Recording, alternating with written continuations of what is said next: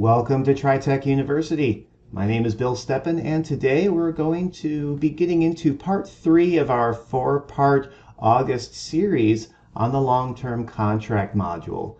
Today we're going to be focusing on exchanges, returns, and write-offs. We've already looked at the concepts of contract defaults, basically the core or the foundation of your contracts.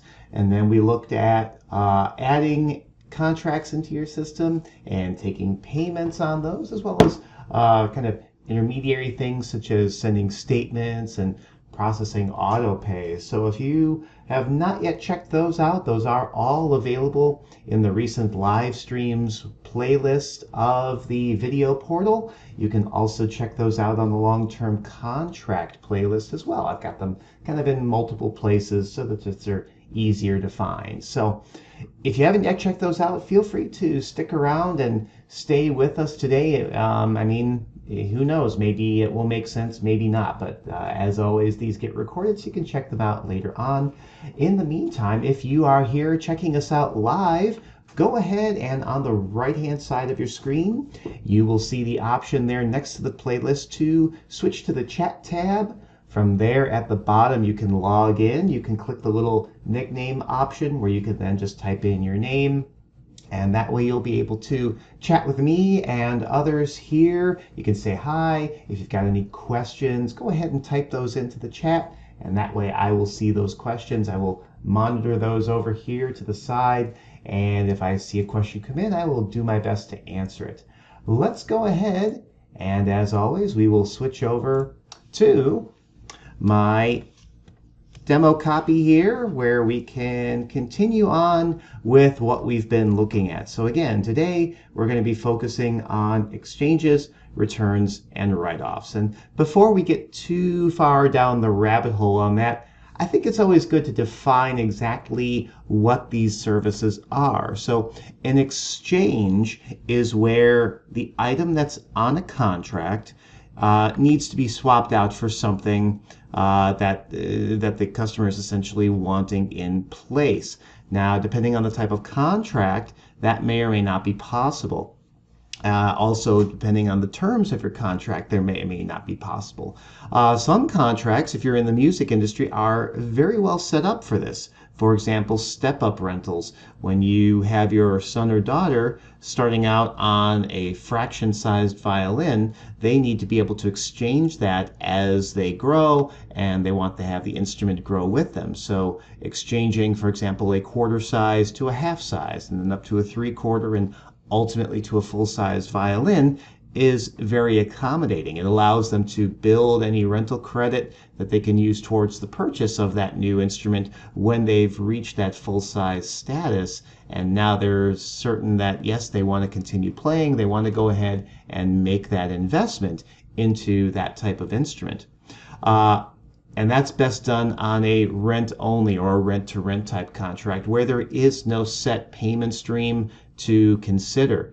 You can do exchanges of inventory on contracts that are rent-to-own or sales contracts, but the item that is being exchanged must be of the exact same value as the item coming off of the contract. Otherwise, you'll need to return that contract and take whatever rental credit they've applied or they've accrued as in essence basically all the previous payments. You can apply that as previous rent credit towards a new contract. I don't know if we'll get down that far during this session, but we will see if we have the time for that. In the meantime, let's go ahead and take a look at how exchanges work. I'm going to be using my drop-down menus as always, just so that you know exactly where to find it if necessary, because a lot of times these menus get customized.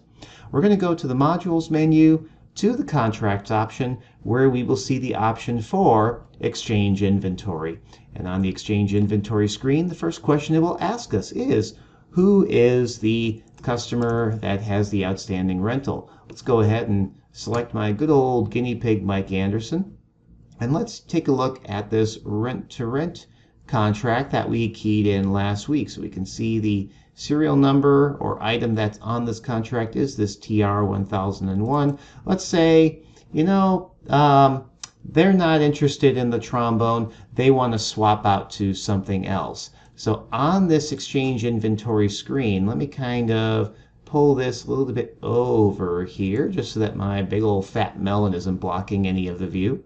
You can see that up here at the top, it is showing us the old inventory table. And in most cases, there's probably just the one item on there, letting us know the quantity, the SKU or serial, the description, and the price, and how many to return. You can see that this quantity to return field here automatically defaults to a 1.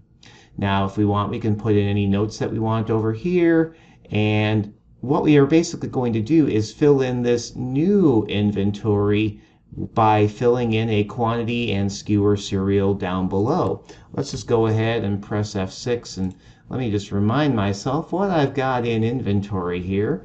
Let's say, do I have any other instruments? Let's go for this other, well, nope, I don't have any of those in stock. Let's say they want to swap out to a flute. So let's go ahead and look and see what flutes I have available here.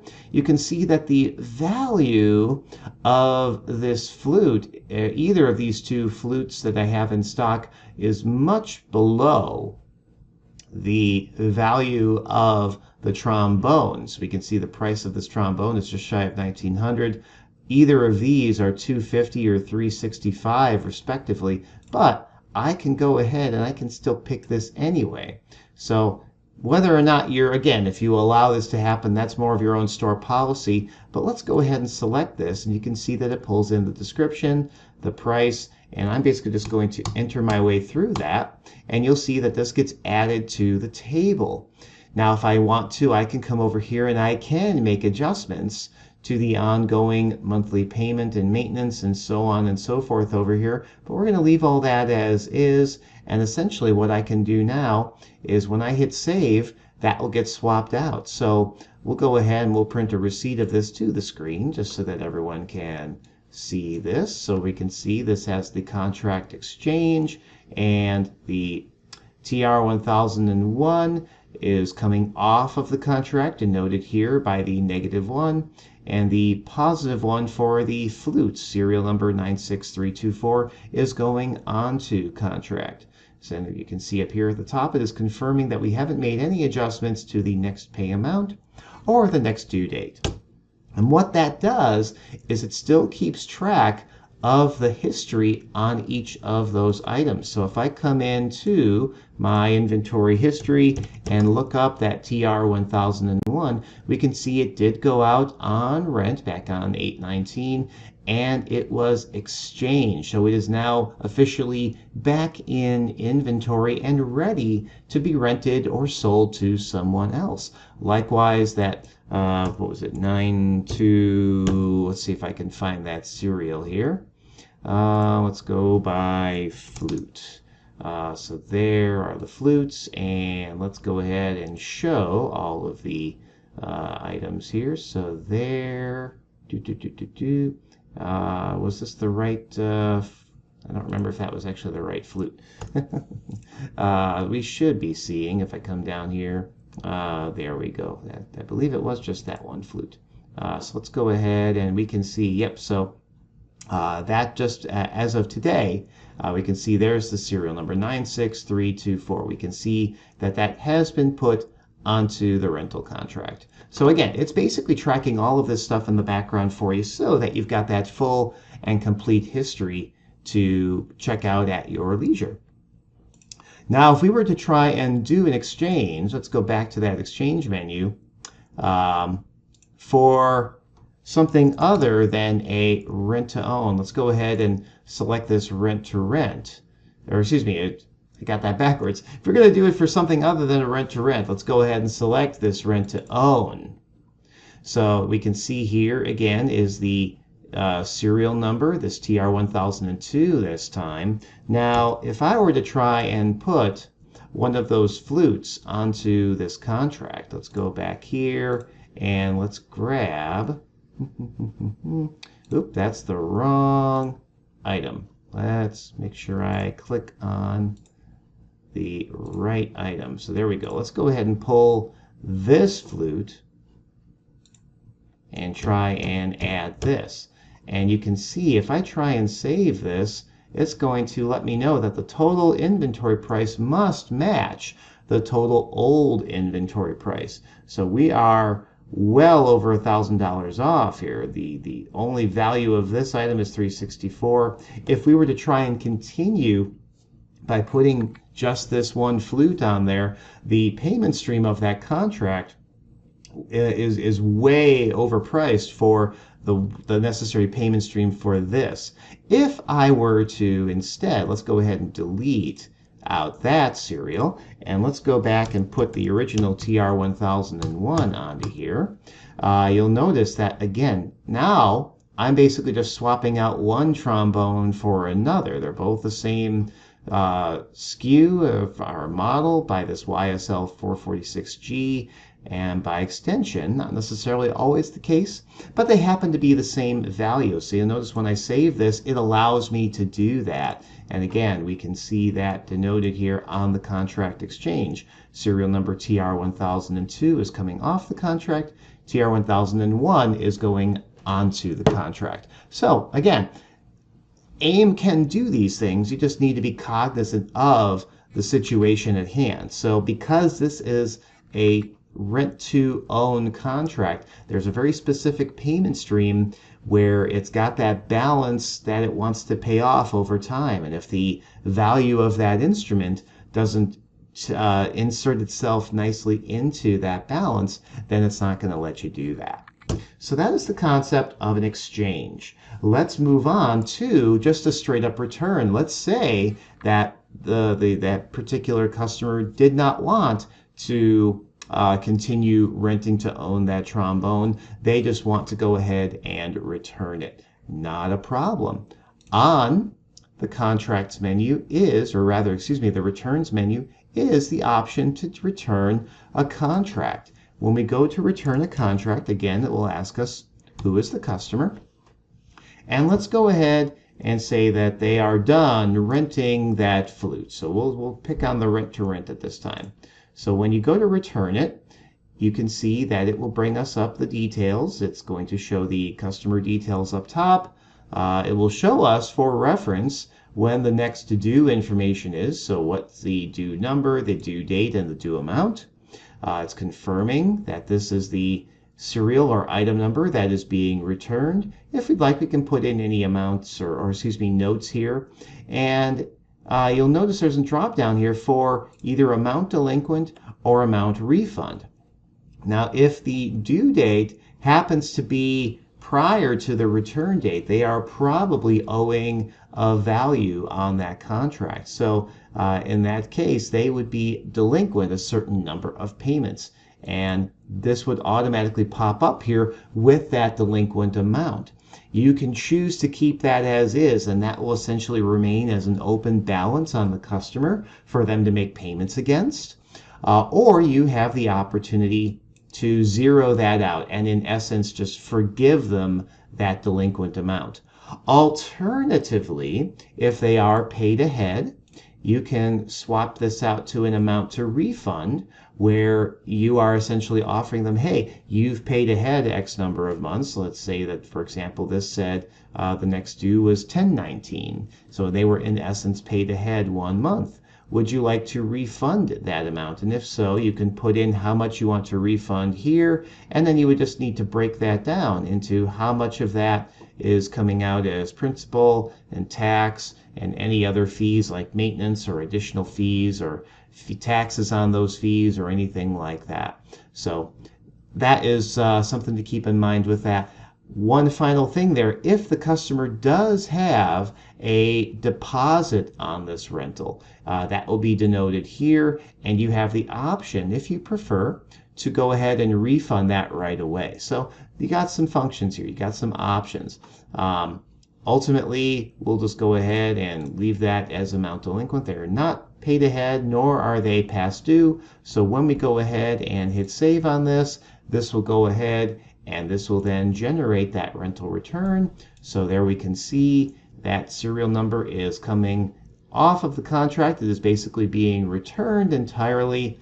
and in this case the contract is then no more. So they will still have that history on their account that they had a contract, that these were the items on that contract. You can view that at any time in customer history. I'm just hopping into modules, customers, and customer history. Let's go ahead and pull up Mike. There's his beautiful picture. So then we can come up here to the contract history. I just hit C to jump to that. When we click go, because Mike has had more than one contract here, we can see here are the different contracts, and in fact this one has been returned. So when I go to select that one, I can still go back and I can view all the history of this.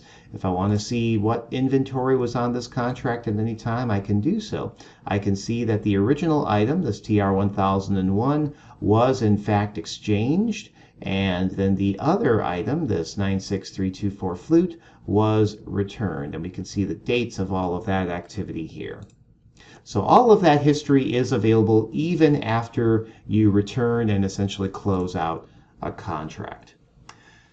So hopefully that makes sense. All of this is available as well as reports. So if we go into the contract menu, we have the options to see contracts that have been returned, as well as returns analyses. So basically whether or not the returns are being affected by certain schools or manufacturers or other criteria. That way you can kind of go at maybe game plan your turnover for your instruments or your other items, thinking about, hey, are certain things influencing these returns, and what can we do to compensate for that?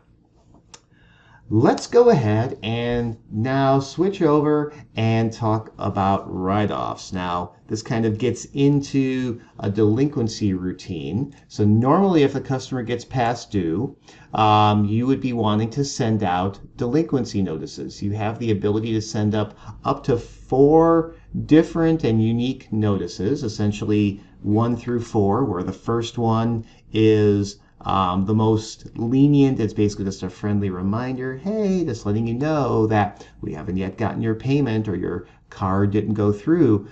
Please give us a call or let us know how you want to resolve this. If you've already mailed your payment, then no big deal, crossing in the mail, as they say.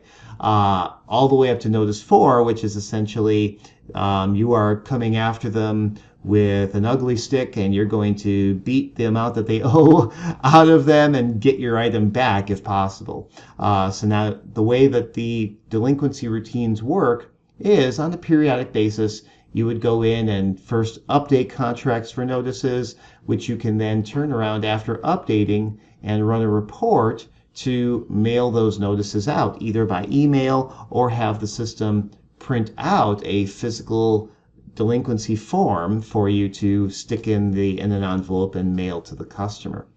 That ultimately, the notices themselves are determined back on the contract defaults, as we discussed back on the opening live stream for this month. So for each contract default, you have the ability to go in and set how many days past due they need to be before they receive that notice. So I'm discussing all of this just to kind of build up to write-offs. So in the event that the notices do their job and they start remitting payments again, or reach out to you with a new credit card for having on file, in the case of autopays, great.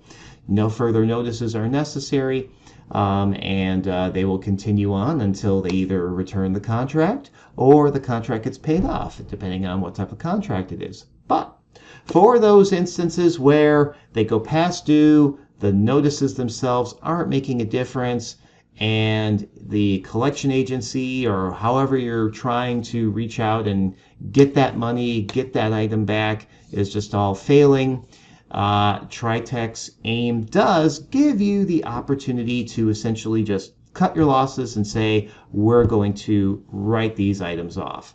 Now, in the event that you do get the item back, when you do the basic, okay, so I'm getting ahead of myself. In order to do a write-off of a contract, the first step is to return a contract. So just like we did, we would go into modules and returns, and we would go to return a contract, In our example before, there was no delinquent amount. In an example that I would give for a write-off, when you go to return it, remember how I mentioned that it shows the amount that would be delinquent there. So in essence, let's say that this was showing some $200. We would leave that in there as the amount delinquent because we don't want to dismiss that at this time. We would basically hit save on that, and then we'll go ahead and let's just show this to the screen. So again, nothing too fancy here. It's showing the contract returned for this TR 1001. Now, if we were to go and look at that customer's history, we would see there is a rent-to-own here that still has an outstanding $200 on the account. Now, let's say that we've tried and tried and tried and we cannot get the customer to remit that $200. So we're going to need to do one or potentially two things. The first thing we want to do is we want to say we are going to write that amount off so that it's not showing up as a past due amount on the customer anymore. And of course, this is usually months down the road after the amounts have been flagged as due and so forth. So you've essentially exhausted all your options. You're just saying that we're not going to even try to collect this anymore. We're going to write it off and show that as a written off expense for tax purposes. Now, I'm not going to get into financial or legal matters. You can discuss that with appropriate figures, but let's say we're going to write that off. So we go to the Modules and Contracts menu where we will see the option to do a write-off. From there, as always, we can pick the appropriate customer. We can then find, here's the contracts that are on the amounts. So we're going to go ahead and select this rent-to-own. And we can see the amount to write off is going to be that $200. If we want, we can put in a note here, but essentially we are going to go ahead and save that. And just like that, the amount is written off. If we go and look at the customer's history, we will no longer see that $200 showing there as a balance due. And just so you can kind of see what the ledger would look like for those of you who are interested in the bookkeeping side of this, let's just go ahead and do the ledger activity for the day. So here on the ledger report, just a simple list ledger by reference. This was the return of the past due contract, so we can see that this is impacting the rent-to-own receivables and the contract income that's deferred and so on and so forth. And you'll notice that it is putting that $200 into this deferred contract collection fee account, this liability account 210-10. When that gets written off, that is being offset by the rent-to-own receivables, which would have still had that $200 in there. They're basically just wiping each other out. So that is essentially how you can keep track of those amounts that are going to be written off. So it's all getting into collection fees. Now, that's because I kind of force-fed that $200 in there for other instances where you actually do have past due amounts. Those will be accruing in other parts of the ledger, I believe. You can always check your ledger reports to see how that looks. So that's kind of basically just the straight up write-off. Now, if you did not in fact get that instrument back, you might recall we had to return the contract in order to write it off. I didn't actually show that, but if we tried to go to the write-off program before doing the return, it would say you must return this contract first. Well, what happens if you didn't actually get that item back? That's where, in order to keep your inventory pristine and accurate, you are going to want to, let me close that just to get that out of the way. You'll want to go to your inventory module where you have a transfer option, specifically a transfer inventory out. And when you go to transfer it out, you'll be needing to pick a reason. In this case, we're going to choose the option of lost or stolen. That's where we would then put in the quantity and the serial number of the instrument. Again, down here, we can denote any values that we want to go along with that or notes. What we may want to do in a case like this is transfer this out, but attach it to a customer account, just so that we can kind of see who was the culprit in this case, who we believe technically still should have this item. Now, in these cases, you can see when I just left click on these drop downs, either for customer or vendor, nothing shows up because it wants to actually show the details of a selected customer or a selected vendor. For this purpose, we're going to right click on the customer option where we can then change the account to be that of Mr. Anderson. So you'll see it now shows Mike Anderson there. When I left click on it, it's showing me the account number, the address, city, state. If there were any other details on file like phone numbers or emails, those would show here as well. And then ultimately when I save that, that will transfer this out of inventory, so it is not throwing off my inventory values on hand. It is being transferred out as lost or stolen, which has a specific ledger account attached to it. And that way, again, we're showing this as being coming out of inventory. And in the case of it being lost or stolen, I believe that is going into some sort of inventory shrinkage account by default, but you can always make adjustments to that in your system categories. You may want to refer to the recorded live stream I did on General Ledger just to check out the whole concept of system categories. So that is basically the whole ideas behind exchanges, returns, and write-offs. So hopefully that made sense. Next week, we're going to wrap up the long-term contracts month, so to speak, with these webinars, live streams, getting into some tips and tricks that I've kind of garnered over the years. And then we will be moving into next month, the month of September. So I already have the live stream schedule planned out for that month. When it comes down to it, just to kind of go over that for those of you who are here and live, September 14th, Tuesday, we're going to take a look at compensating for what I like to call the human element. When things go wrong, when mistakes happen, when things just don't go as planned, what can you do in AIM to accommodate those situations? So we'll be looking at things like doing